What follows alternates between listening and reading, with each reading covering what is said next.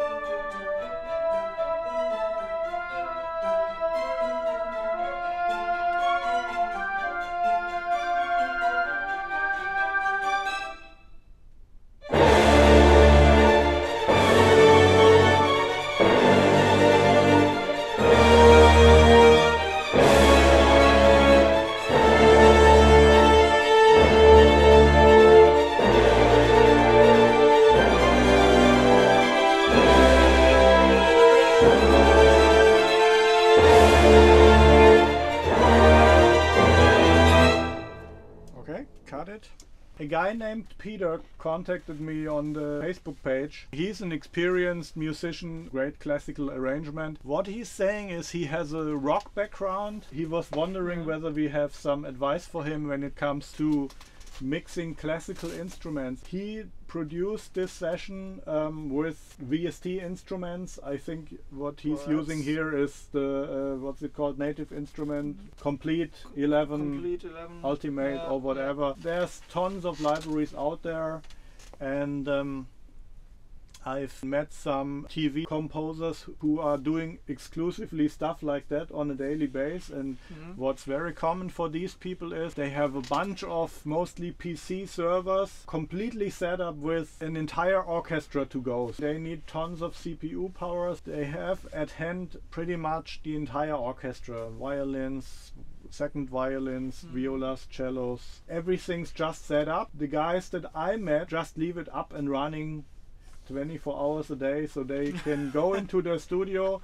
They still control the whole rig from mostly a Cubase, Nuendo or a Logic rig, but they don't use one computer to run the instrument. They have external computers because it's a lot of CPU power needed. They basically send out the control info or the MIDI and have an entire orchestra at hand. There's tons of libraries out there. The professional guys obviously have lots of experience, and many of them did the same thing 20-30 years ago. So they actually wrote out the scores, and some of them conducted the orchestras. So they're very experienced guys who've done the real thing with a real orchestra. And then at one point, mainly out of budget and the technology was there, moved into the box with the whole thing.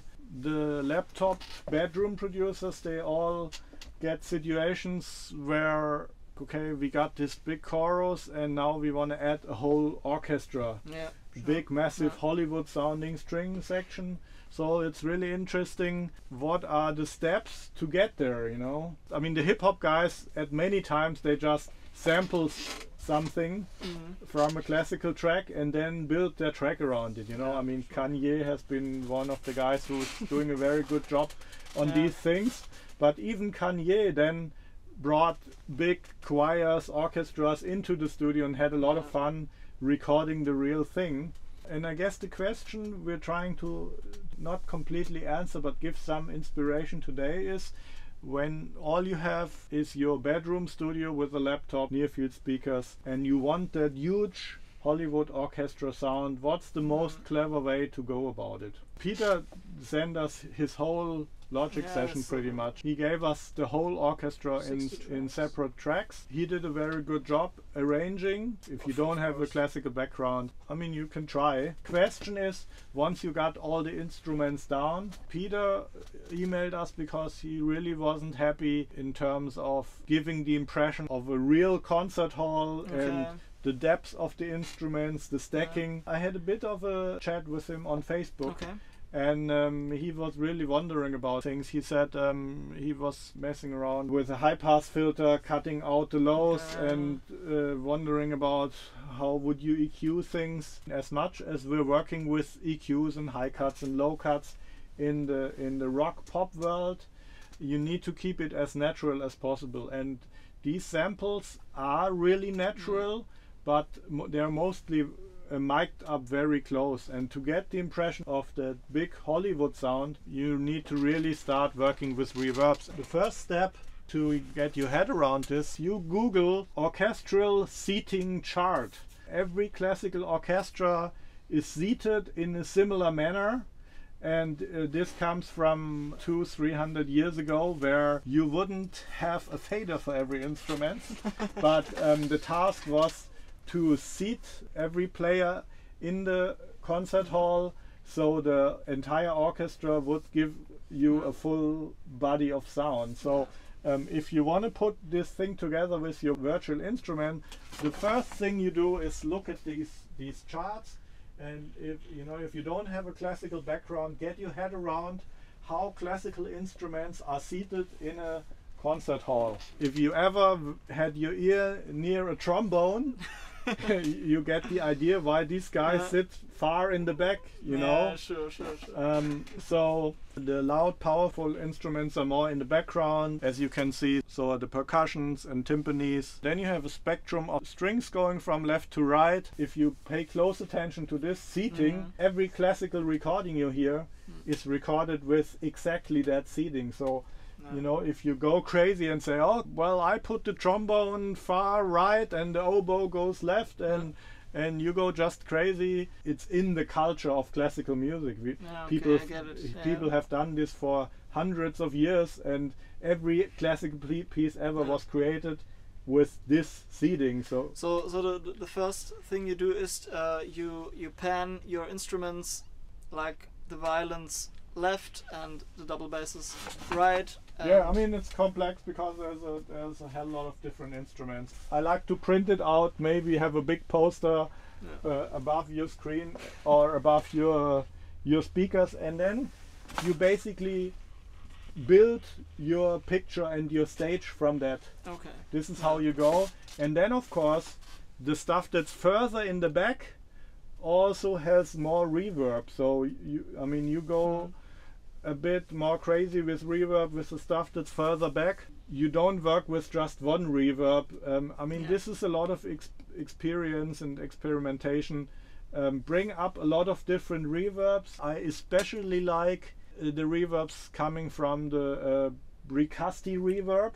Yeah, they are great. They are very natural. They are very different from the Lexicon reverb from the 80s. The Bricasti sounds very, very natural, and I think the Bricasti got the most accurate room and hall recreations. They become really part of the sound. Great thing is there have been impulse responses of these around that you can load into whatever impulse reverb you have. Slate Digital in their mix bundle just introduced some Bricasti settings. They basically sampled the entire thing, every preset.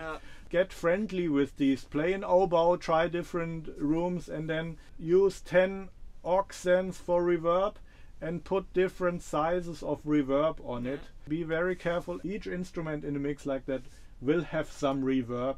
What's dangerous is if a trombone that has a lot of low mids, you need to be careful with the reverb, because if the reverb is reflecting a lot of the low mids as well, so it's building up and it's closing the whole picture.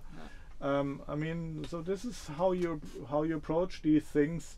So you set up your balance, and you don't go into EQing because not at all. You EQing, leave instruments like they are, but you will see if you put a brighter reverb on an instrument or a darker reverb. I mean, you make that decision case by case, and obviously something like a trombone is very dangerous as they become loud. They have a lot of high mids, and they always have a lot of low mids. Just find out how each instrument is communicating with the different reverbs you're trying. I mean, go conservative. You know, the presets that say concert hall are the ones you want to use. You know, it's not amp chamber, it's not snare reverb. You know, so it's the concert hall reverbs, it's the church reverbs. I very much like the church reverbs. These are those 6, 7, 8, 9 second reverbs where you would think, oh, I put an instrument into this and it's filling up the entire picture. The trick is to just use a tiny little bit of a church reverb, and it completely opens up the stage, because once you put it on it, you can look in behind the speakers and it opens up the room. Obviously it's not really something we can present here right now. It's more, I mean, I could in a workshop, but I mean, you have to learn to work with reverbs in this depth. You don't learn it when mixing pop, rock or EDM stuff or whatever, because you need to really dig into this and learn your reverbs. This is basically how you do it. Stay away from EQing, look at the orchestral seating charts, bring in a whole bunch of natural sounding reverbs in the concert hall and church category. Stay away from stuff that's short, because concert hall is a huge room.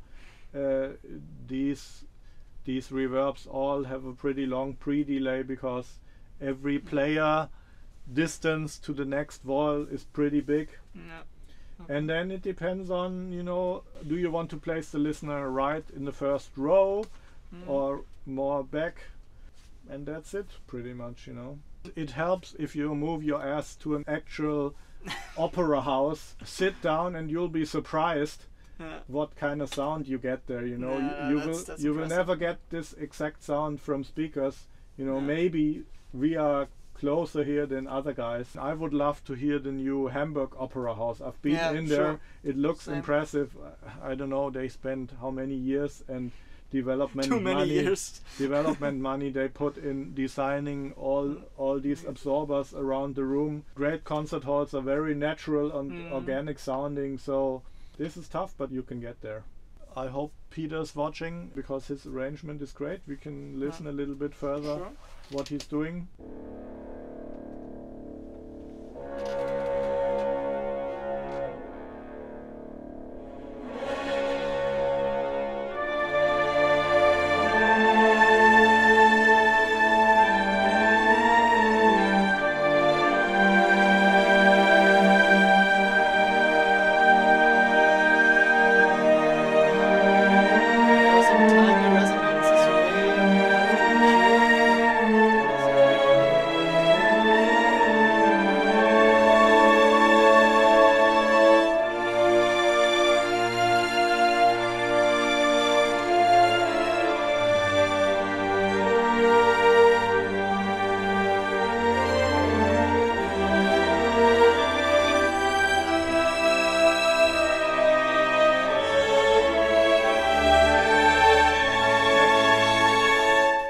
This is very good work.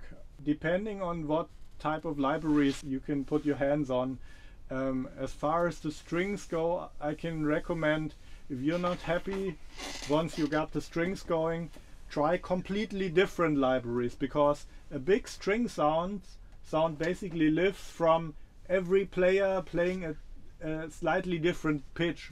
I mean, as you know, the violin doesn't have frets like guitars, so they're never 100% in tune. And the best players sit in front, they're doing the first violin, and the second violins fill up the entire spectrum. Sometimes the sample libraries are sounding too much in tune, and that makes it a little bit synthetic. And then if you try different libraries, mix the Vienna Orchestra library with Garrison strings, mix it with native instrument strings, and each of those have a slightly different frequency spectrum, and you put them on different maybe record it differently.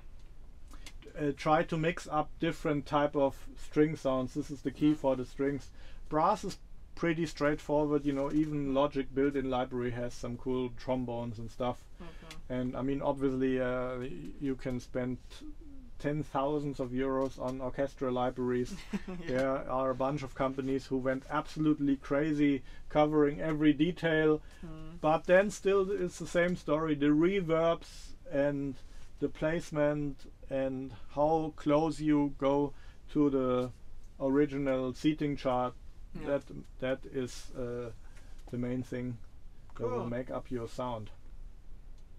That's the thing I will remember for the next classical orchestra session. So that's it for today. Thanks for watching. Just a little note for those who are in Germany. If you're around Frankfurt and you visit the music messe, then give us a shout out, PM us, email us, you know how to get in touch with us, and I would very much love to say hello to you tomorrow or the next 3 days. And don't forget, send us your tracks. We're happy to discuss it here live, tear it apart. And that's it for today. All right. Good work.